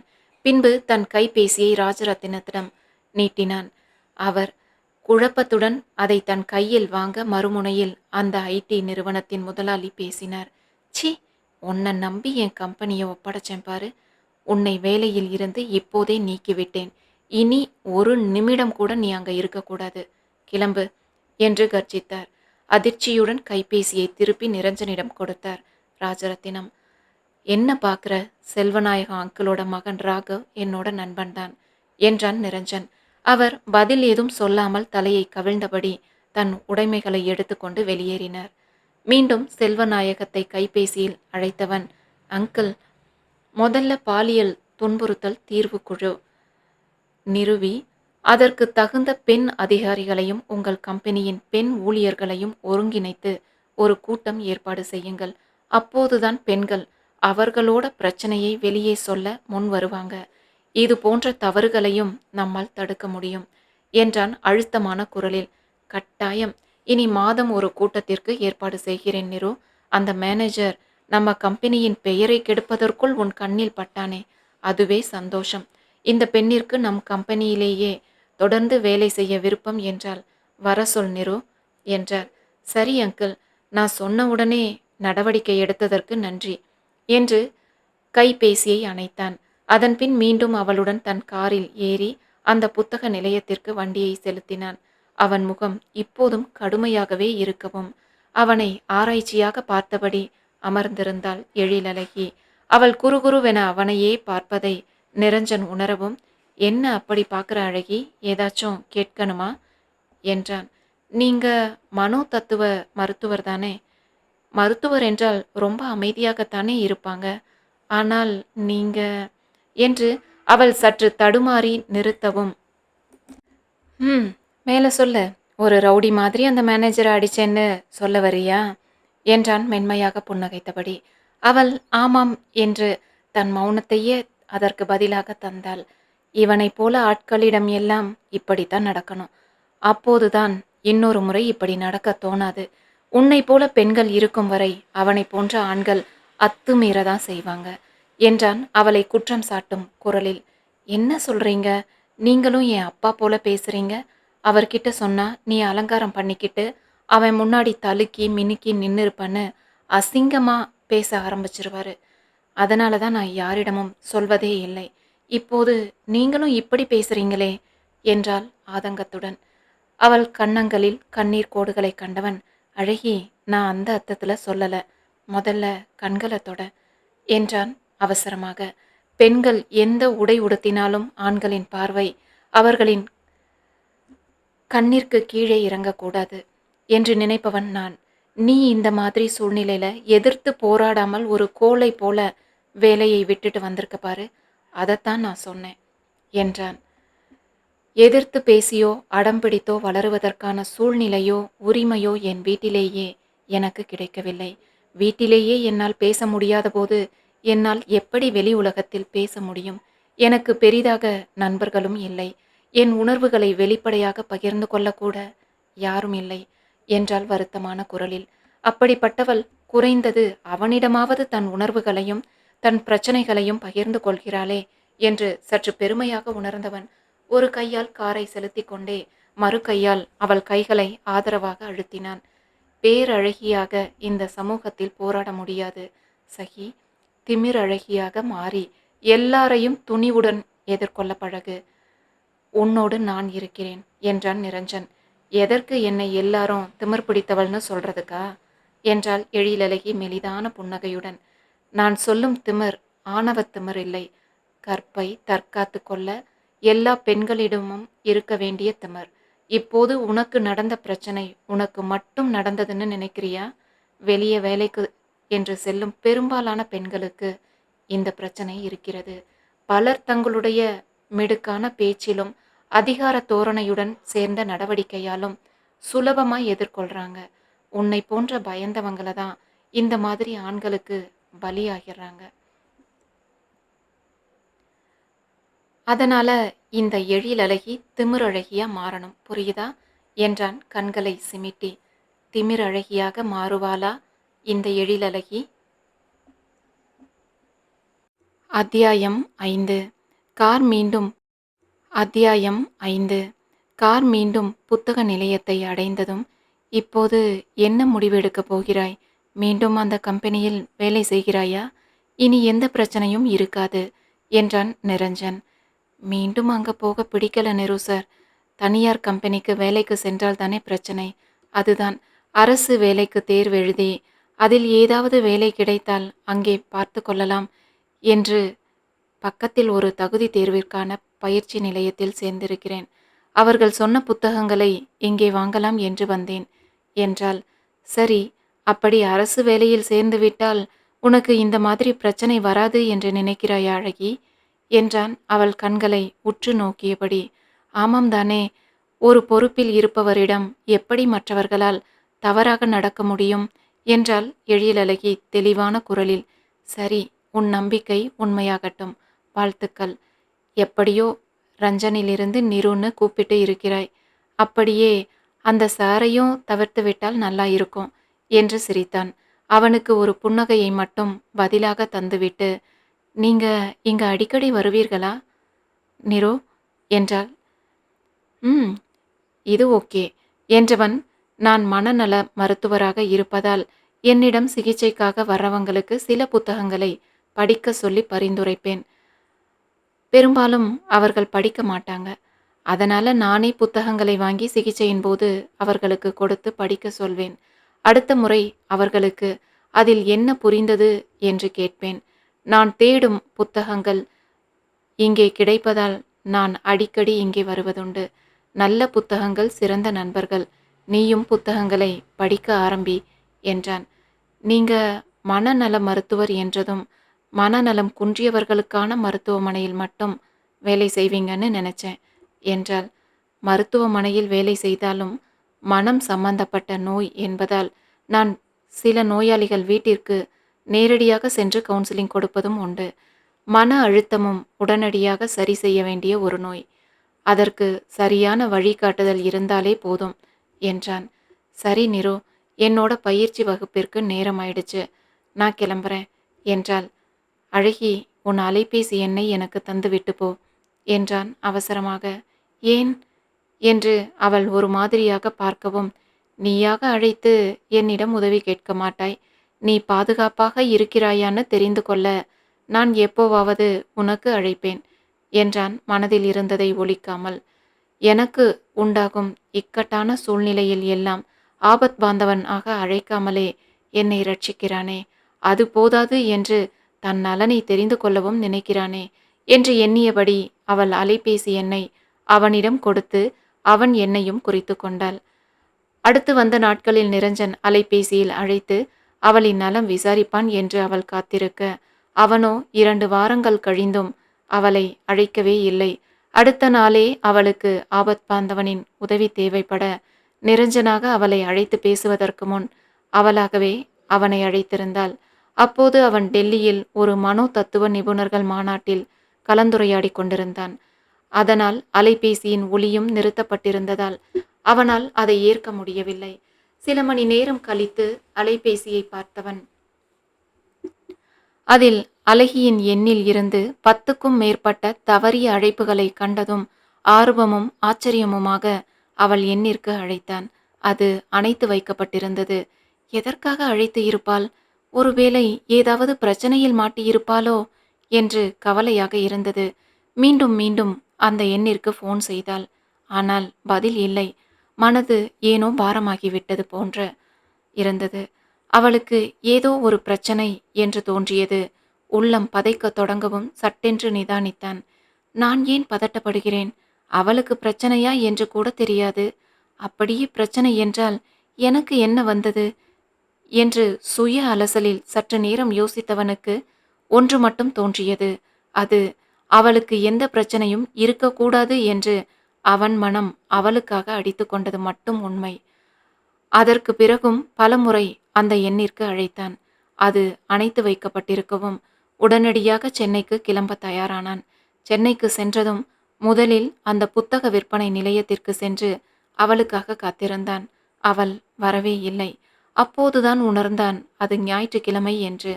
மறுநாளும் அவள் வரவிற்காக அந்த புத்தக நிலையத்திற்கு சென்று அவளுக்காக காத்திருக்க தொடங்கினான். அவளின் எண்ணிற்கு விடாமல் முயற்சி செய்து கொண்டிருந்தான். அவளின் அலைபேசி அப்போதும் அணைத்து வைக்கப்பட்டிருந்தது. அவளும் வரவே இல்லை. பின்பு வேறு வழியே இல்லாமல் அவள் பயிற்சி எடுத்து கொண்டிருந்த பயிற்சி நிலையத்திற்கு சென்று அவளை பற்றி விசாரித்தான். அவர்களும் அவள் 3 நாட்களாக வரவில்லை, அலைபேசியிலும் அவளை தொடர்பு கொள்ள முடியவில்லை என்றனர். இப்போது மேலும் நிரஞ்சனுக்கு பயமாக இருந்தது. அவளுக்கு என்னவாகி இருக்கும் என்று தெரிந்தே ஆக வேண்டும். இல்லை என்றால் தலை வெடித்துவிடும் போல இருந்தது. காதல் தோல்வியில் மன அழுத்தம் ஏற்பட்டவர்களுக்கு ஆற்றுப்படுத்தல் முறையில் அவர்களை தேற்றியிருக்கிறான். ஆனால் இன்று அவன் இதய ஓட்டத்தின் வேகத்தை அவனால் கட்டுப்படுத்தவே முடியவில்லை. வேறு வழியே இல்லை, அவளை பற்றி தெரிந்து கொண்டே ஆக வேண்டும் என்று மனம் ஆர்ப்பரிக்க அவளை அன்று இறக்கிவிட்ட அவளின் ஊரை நோக்கி காரை செலுத்தினான். ஊர் எல்லை வரையே அன்று அவளுடன் அவன் சென்றிருந்ததால் இன்றும் அங்கேயே காரை நிறுத்தி யோசித்தான். அவள் வீடு எங்கே என்று தெரியாது. அவளை பற்றி என்னவென்று யாரிடம் விசாரிப்பது? ஒரு திருமணமாகாத பெண்ணை பற்றி அக்கம் பக்கத்தாரிடம் எப்படி என்ன சொல்லி விசாரிப்பது? அவர்கள் தப்பாக நினைக்க மாட்டார்களா என்று தோன்றியது. சிறிது நேரம் அங்கேயே இருந்துவிட்டு என்ன செய்வது என்று தெரியாமல் குழம்பி போய் அங்கிருந்து கிளம்பினான். அந்த புத்தக நிலையத்திலும் பயிற்சி நிலையத்திலும் மீண்டும் அவள் அங்கே வந்தால் தன்னிடம் தெரிவிக்குமாறு அவன் எண்ணை கொடுத்துவிட்டு கிளம்பினான். மனம் கேட்காமல் பெசன் நகர் பீச்சிற்கு சென்று அண்ணம்மாவிடம் போய் அமர்ந்தான். என்ன சார், எப்பவும் பௌர்ணமி அன்னைக்கு தான் வருவீங்க, இன்னைக்கு அதுவும் இவ்வளவு நேரத்தோட வந்திருக்கீங்க என்றாள் அண்ணம்மாள். அதெல்லாம் இல்லை அண்ணம்மா, நான் உன்கிட்ட ஒரு விஷயம் கேட்கலாம்னு வந்தேன் என்றான். சொல்லுங்க டாக்டர் சார், தெரிஞ்சத சொல்றேன் என்றாள் அண்ணம்மா. சமீபத்துல அழகி இங்க உன்கிட்ட பேச வந்தாளா அண்ணம்மா என்றான் நிரஞ்சன். யாரு அழகி என்று சத்தமாக தனக்குள் சொல்லியபடி தன் கண்களை சுருக்கி பலமாக யோசித்தாள் அண்ணம்மா. அதுதான் அன்னைக்கு ஒரு பெண்ணை நீயும் நானும் சேர்ந்து காப்பாத்தினோமே, அந்த பொண்ணுதான் அண்ணம்மா என்றான் பரபரப்புடன். இல்லையே சார், அதுக்கு பின்னாடி அந்த பொண்ணு ஒரே முறைதான் வந்து நன்றி சொல்லிட்டு போச்சு. அதான் உன்னாண்டையும் அப்பவே சொல்லிட்டேனே, அதுக்கு பின்னாடி அது வரலையே சார் என்றாள். அண்ணம்மாவின் பதிலில் இருந்த ஒரே நம்பிக்கையும் நொறுங்கிவிட அமைதியாகி போனான். அந்த முகத்தில் தெரிந்த ஆர்வமும் அதன் பின் அதில் தெரிந்த வேதனையையும் கண்ட அண்ணம்மா, என்னாச்சு சார், இத்தனை நாளா நான் உன்னை இந்த கோலத்துல பார்த்ததே இல்லை. அந்த பொண்ணுக்கும் உனக்கும் என்ன சாரே, அதுக்கு என்னாச்சு, எதுக்கு அவங்கள தேடுறீங்க என்ற கேள்விகளை அடுக்கிக் கொண்டே போனாள் அண்ணம்மா. நீ கேட்கும் எந்த கேள்விக்கும் பதில் தெரியல அண்ணம்மா. அவள் ஒருவேளை இங்கே வந்தால் எனக்கு அழைத்து சொல்லு என்று சொல்லிவிட்டு அங்கிருந்து கிளம்பினான் நிரஞ்சன். அதன் பிறகு அவ்வப்போது அவள் எங்காவது தென்படுகிறாளா என்று தேடிக்கொண்டே இருந்தான். அவள் உண்மையில் பிரச்சனையில் இருக்கிறாளா என்று கூட தெரியாமல் திடீரென்று அவள் வீட்டில் சென்று விசாரிக்கவும் மனம் இல்லாமல் குழம்பினான். அத்தியாயம் 6. அத்தியாயம் 6. இப்படியே 2 வாரங்கள் கடந்திருக்க செல்வநாயகம் நிரஞ்சனை அலைபேசியில் அழைத்து பேசினார். நிரஞ்சன், என் நண்பனின் அம்மா கொஞ்ச நாளா வித்தியாசமா நடந்துக்கிறாங்களாம். அவன் மருத்துவமனைக்கு வர சங்கடப்பட்டான். நீ கொஞ்சம் அவங்க வீட்டிலேயே போய் சிகிச்சை தர முடியுமா என கேட்டார். கண்டிப்பா போறேன் அங்கிள் என்று கூறி அழைப்பை துண்டித்து அவர் சொன்ன விலாசத்திற்கு கிளம்பினான். ஒரு பெரிய பங்களாவிற்குள் கார் நுழைந்தது. அவன் உள்ளே சென்றதும் தாமோதரன் அவனை வரவேற்றார். தாமோதரன் தன் மனைவி நிர்மலாவை அறிமுகம் செய்து வைத்தார். பின்னர் ஒரு அறைக்குள் அழைத்து சென்று அவரின் அன்னை ஜானகி அம்மாளை அறிமுகம் செய்தார். அவர் எங்கோ வெறித்தபடி அமர்ந்து இருந்தார். கேள்வியாக பார்த்த நிரஞ்சனிடம், சமீபத்தில் அப்பா இறந்து விட்டார். அப்போது அம்மா அழாமல் வெறித்தபடி அமர்ந்து இருந்தாங்க. அதிர்ச்சியால அப்படி இருக்காங்கன்னு இருந்துட்டோம். 3 மாதங்களுக்கு மேலாகியும் இன்னும் அப்படியே இருக்காங்க என்றார். வீட்டில் வேறு யாரெல்லாம் இருக்காங்க, அம்மா கூட நேரம் ஒதுக்கி பேசுறீங்களா என்று கேட்டான். அவர் முகம் கன்ற, என் மனைவி நிர்மலாவிற்கும் என் அம்மாவுக்கும் ஆரம்பத்தில் இருந்தே பிரச்சனைதான். அவள் அரசு அலுவலகத்தில் வேறு வேலை பார்க்கிறாள். நானும் தொழில் நிமித்தமாக அடிக்கடி வெளியூர் சென்று விடுவேன். என் ஒரே மகனும் வெளிநாட்டில் படிக்கிறான் என்றார். ஆக மொத்தம் இவங்க கூட பேச ஆளே இல்லை, அப்படிதானே? அப்படி தனிமையில் விட்டுவிட்டால் மனநோய் வராமல் என்ன செய்யும் என்று குற்றம் சாட்டும் குரலில் கேட்டான் நிரஞ்சன். அதற்குதான் அம்மாவை பார்த்து கொள்ள ஒரு பெண்ணை வேலையில் அமர்த்தி இருக்கிறேன். அவளை அம்மாவிடம் தினமும் பேச சொல்கிறேன் என்றார் தாமோதரன் சமாதானமாக. சொந்த பிள்ளைகள் நீங்கள் பேசுவது போல் வருமா? எப்படியெல்லாம் உங்களை வளர்த்து இருப்பாங்க. இனி தினமும் கொஞ்ச நேரம் அவர்களுடன் பேசுங்கள். நானும் அடிக்கடி அவங்கள வந்து பார்க்குறேன் என்று சொல்லிவிட்டு ஜானகி அம்மாவை பரிசோதித்து விட்டு சென்றான். அவன் வெளியே செல்ல எத்தனிக்கும் போது பின்பக்கம் அறையில் நிர்மலாவின் குரல் சத்தமாக ஒலித்தது. அந்த கிழவிய பார்த்து கொள்ளதானே வர்ற, எதுக்கு இப்படி மினுக்கிட்டு வர்ற? என் புருஷனை வளைச்சு போடலாம்னு பார்க்குறியா என்று அந்த பெண்மணி ஏகத்துக்கும் பேசிக்கொண்டிருக்க ஒரு இளம்பெண் அழும் சத்தம் மட்டும் கேட்டது. ஒரு நிமிடம் என்னவென்று விசாரிக்கலாமா என்று தோன்றியது. பின்பு பெண்கள் விஷயத்தில் தலையிட வேண்டாம் என்று எண்ணிக்கொண்டு வெளியே சென்றான். அவன் காரில் ஏறும்போது தோட்டத்தில் இருந்த 2 பணிப்பெண்கள் பேசிக்கொண்டது காதில் விழுந்தது. என்னவா இந்த நிர்மலா அம்மாவுக்கு, இன்றைக்கு யார் மாட்டினாங்க என்று ஒருவள் கேட்க மற்றவளோ, ஜானகி அம்மாவை பார்த்து கொள்ள புதுசா ஒரு பொண்ணு வந்திருக்கே, அந்த பொண்ணை தான் என்றாள். பாவம் அந்த பொண்ணு, ரொம்ப எளிமையாதான் வர்றாங்க.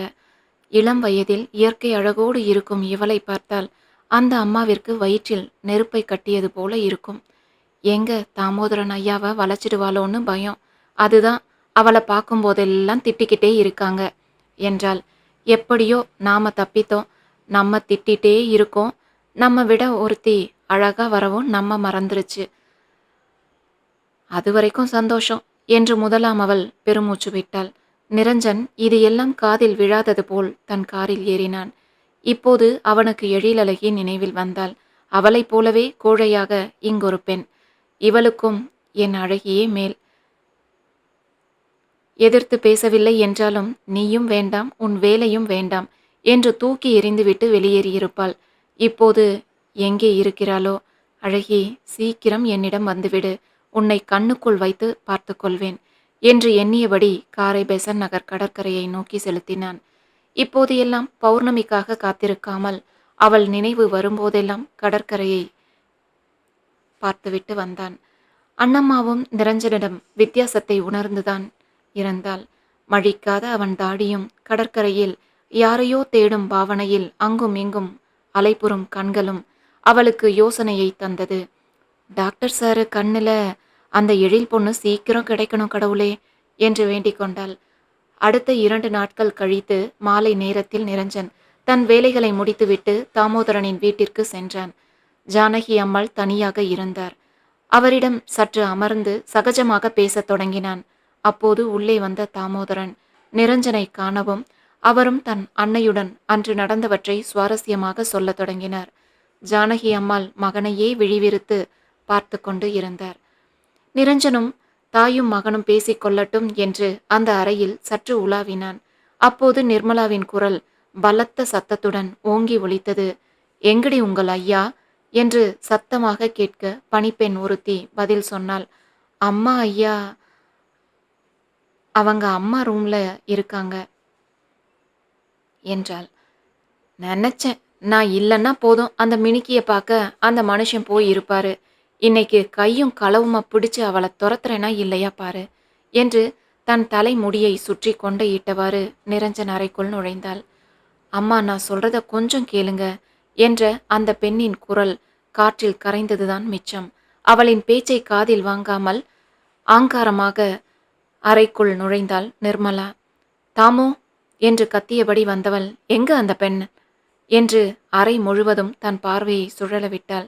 நிர்மலா, அந்த பொண்ணு இன்னைக்கு ஏதோ வேலை இருப்பதாக சொல்லி முன்னாடியே போயிட்டா. நான் நிரஞ்சன் சார் வந்ததால தான் அறைக்குள் வந்து அம்மா கிட்ட பேசிக்கிட்டு இருக்கேன் என்றார் தாமோதரன் மெல்லிய குரலில். அந்த பெண் அறையில் இல்லாததைக் கண்டு சற்று ஆசுவாசம் அடைந்தாலும் அவள் என்கிட்ட அனுமதி வாங்காமல் உங்ககிட்ட நேரா பேசி அனுமதி வாங்கி இருக்கா. அப்போ இந்த வீட்டுல நான் யாரு? அதென்ன அவள் உங்ககிட்ட பேசுறது? நீங்க ஏன் அவளுக்கு சலுகை தரீங்க? என்ன நடக்குது இந்த வீட்டுல என்று கேள்விகளை அடுக்கிக் கொண்டே போனாள் நிர்மலா. தாமோதரனுக்கோ சங்கடமாக இருந்தது. நிரஞ்சன் முன் நிர்மலா சுற்றம் உணராமல் கத்திக்கொண்டிருக்க அவளை சமாதானம் செய்யும் வழி தெரியாமல் தாமோதரன் மலைத்து நின்றார். அவரின் நிலையை உணர்ந்து நிரஞ்சன் அலைபேசியில் பேசுவது போல அங்கிருந்து அகன்றான். எப்படியோ மனைவியை சமாதானம் செய்து அவளை அவர்கள் அறைக்குள் அனுப்பி வைத்துவிட்டு வெளியே வந்தார் தாமோதரன். நிரஞ்சன் வெளி வராந்தாவில் நின்றிருந்தான். உள்ளே போவதா வேண்டாமா, இல்லை அப்படியே கிளம்பி விடலாமா என்று ஒரு கணம் யோசித்தான். அதற்குள் தாமோதரன் நிரஞ்சனிடம் வந்து, ஐ எம் சாரி நிரஞ்சன், என் மனைவி எப்போதும் சந்தேகப்பட்டு சண்டை போடுவாள். அருகில் யார் இருக்கிறார்கள் என்று கூட பார்க்காமல் இப்படி பேசுவதால் தான் நான் பெரும்பாலும் வீட்டில் இருப்பதில்லை என்றார் வருத்தமான குரலில். 50 கடந்திருப்பீங்க தானே? இந்த வயசுல உங்களை ஏன் சந்தேகப்படுறாங்க என்று கேட்டான் நிரஞ்சன். திருமணத்திற்கு பின் நான் என்னிடம் பணிபுரிந்த ஒரு பெண்ணுடன் பழக ஆரம்பித்தேன். எங்களுக்குள் நெருக்கம் அதிகமானது. அவள் எங்கள் வீட்டிற்கும் அடிக்கடி வருவாள். முதலில் என் மனைவிக்கு இதை பற்றி எல்லாம் தெரியாது. பிறகு எப்படியோ இங்கிருந்த வேலையாள் ஒருத்தி மூலம் அனைத்தையும் தெரிந்து கொண்டாள். என்னை வேண்டாம் என்று அவளால் ஒதுக்க முடியவில்லை. அதனால் அந்த பெண்ணை அவமானப்படுத்தி வெளியேற்றிவிட்டாள். அதற்கு பிறகு எந்த பெண் வேலைக்கு வந்தாலும் அவளையும் என்னையும் சம்பந்தப்படுத்தி சந்தேகப்படுவாள். பிறகு சண்டை போட்டு அவர்களை வேலையில் இருந்து அனுப்பிவிடுவாள். நிறைய பேரால் இங்கே வேலையில் நிலைக்க முடியவில்லை. அவள் குணம் தெரிந்தவர்கள் அவள் அப்படி சண்டை போடும்போது அமைதியாக இருந்துவிட்டு மீண்டும் தன் வேலையை பார்க்க ஆரம்பித்து விடுவார்கள். அவளும் அதை மறந்துவிட்டு மீண்டும் அந்த பெண்களோடு சகஜமாக பேச ஆரம்பித்து விடுவாள். அவளுக்கு சந்தேகம் என்று தோன்றிய நிமிடத்தில் கொஞ்சம் ஆக்ரோஷமாக நடந்து கொள்வாள். அப்படி இல்லை என்று தெரிந்ததும் சமாதானமாகி அந்த பெண்களிடமே நன்றாக பேசுவாள். நீங்க எதுவும் தப்பா நினைத்துக்காதீங்க என்று விளக்கினார் தாமோதரன். இப்போது உங்க மனைவியின் சந்தேகத்திற்கு பலியாகி இருக்கிறது ஜானகி அம்மாவை பார்த்து கொள்ள வந்த பெண், அப்படிதானே? என்றான் நிரஞ்சன் புருவம் உயர்த்தி. தாமோதரன் தவறு செய்த சிறு பிள்ளை போல தலை கவிழ்ந்தார். உங்க அம்மாவிற்கு சிகிச்சை தருவதற்கு பதிலாக உங்க மனைவிக்கு தான் முதலில் சிகிச்சை தரணும் போல இருக்கே. உங்களோட நம்பிக்கை துரோகம் அவங்கள வெகுவா பாதிச்சு இருக்கு. குற்றவாளியான உங்களை தண்டிக்காம அப்பாவியான பெண்களை தண்டிக்கிறாங்க என்றான் குற்றம் சாட்டும் குரலில். உங்க மனைவி எப்போதும் அந்த பெண்ணை திட்டிட்டு இருந்தால் அவளால உங்க அம்மாவ எப்படி நல்லா பார்த்துக்க முடியும்? அவள் நல்ல மனநிலையில் இருந்தால்தானே ஜானகி அம்மாவிடம் நேர்மறையாக பேசி சிரிக்க முடியும். முதலில் உங்க மனைவிக்கு நம்பிக்கையை வரவழையுங்க. அந்த பெண்ணிடம் ஜானகி அம்மாவிற்கு பிடித்த விஷயங்களை பற்றி பேசும்படி சொல்லுங்க. அடுத்த முறை நான் வரும்போது நான் அவங்களுக்கு ஜானகி அம்மாவிடம் எப்படி என்னவெல்லாம் பேச வேண்டும் என்று சொல்கிறேன். இப்போது நான் கிளம்புகிறேன் என்றான் நிரஞ்சன். தாமோதரனுக்கு நிரஞ்சன் பேசியதில் அவமானமாக போய்விட்டது. அவன் சொன்னதும் நியாயம்தானே என்று பெருமூச்செறிந்தார். காரில் தன் வீட்டிற்கு சென்று கொண்டிருந்த நிரஞ்சனுக்கு ஏனோ அழகியின் நினைவாகவே இருந்தது. அவளைப் போலவே இன்னொரு பெண் சிக்கலில் இருக்கிறாள் என்று தெரிகிறது. ஆனால் ஒரு சின்ன வித்தியாசம். அழகிக்கு பிரச்சனை ஆண்களால் தான். ஆனால் தாமோதரன் வீட்டில் இருக்கும் பெண்ணால் தான் பிரச்சனை. பெண்ணுக்கு பெண்ணே எதிரியாக இருப்பது விந்தையிலும் விந்தை. கணவன் செய்த தவறுக்கு தண்டனை அவர்களிடம் பணிபுரிய வரும் பெண்களுக்கா? இதென்ன கொடுமை? கணவனை கண்டிக்காமல் தன்னிடம் வேலைக்கு வரும் பெண்களை இழிவாக பேசுவதா? ஒரு பெண் தவறியே போயிருந்தாலும் அது அந்த ஆண்மகனின் கட்டாயத்தாலேயே நடந்திருக்கலாம் தானே. ஆனால் ஒட்டுமொத்த சமூகம் பெண்களையே குறை கூறும்போது இந்த நிர்மலா மட்டும் என்ன விதிவிலக்கா என்று தனக்குள் எண்ணியபடி வீட்டிற்கு வந்தான். பலன் இருக்காது என்று தெரிந்தோம் அழகியின் அலைபேசி எண்ணிற்கு அழைத்தான். அது அப்போதும் அணைத்து வைக்கப்பட்டிருந்தது. அலுப்புடன் தன் படுக்கையில் படுத்தவனுக்கு முதல் நாள் அழகியை சந்தித்தது நினைவில் வந்தது. அந்த ராஜுவின் கைகளை அவன் தடுத்து நிறுத்தியபோது திடுக்கிட்டு நிமிர்ந்து பார்த்தாலே. அன்றே அந்த நொடியே அவனுக்குள் ஒரு மின்னல். அவளின் கைப்பற்றி தன்னிடம் இழுத்தபோது ஒரு கோழி குஞ்சு போல அவன் மார்பில் அவள் ஒடுங்கி நின்றபோது, கவலைப்படாதே, நான் இருக்கிறேன், உனக்காக நான் இருக்கிறேன் என்று அப்போதே ஆதரவாக அணைத்து கொள்ள துடித்த கைகளை கஷ்டப்பட்டு அடக்கினான். அவள் வேறொருவனின் காதலியாக அறிமுகமாகி இருக்காவிட்டால் முதல் பார்வையிலேயே அவனை கவர்ந்த முதல் காதலியாகி இருப்பாள். ஆம், இதுவரை எழிலழகியைப் போல யாரும் அவனை கவர்ந்திருக்கவில்லை. ஆனால் அவள் மனதில் என்ன நினைக்கிறாள் என்று தெரிந்து கொள்ள முடியவில்லை. சந்திக்கும் சமயம் எல்லாம் ஏதாவது பிரச்சனையோடே வருகிறாள். இதில் அவன் எங்கே தன் காதலை அவளுக்கு உணர்த்துவது? கடவுளே, எங்களின் அடுத்த சந்திப்பாவது இனிமையான ஒரு தருணமாக இருக்க வேண்டும். சீக்கிரமே அவளை என் கண்ணில் படுமாறு செய் என்று கண்மூடி வேண்டிக்கொண்டு கண் அயர்ந்தான். அவன் வேண்டிய வரம் எழிலழகியை சீக்கிரமே சந்திக்க வேண்டும் என்பது. அது கூடிய சீக்கிரமே நடக்கும். ஆனால் அது இனிமையான தருணமாக இருக்குமா? சிவயாழினி தமிழ் ஆடியோ நாவல் சேனலில் வர ஒளி சித்திரத்தை நீங்கள் தொடர்ந்து கேட்கணுமா? சேனலை உடனே சப்ஸ்கிரைப் பண்ணிக்கோங்க. உடனுக்குடன் அப்டேட்ஸ் கிடைக்க பக்கத்தில் இருக்க பெல் ஐக்கானையும் தட்டி விடுங்க.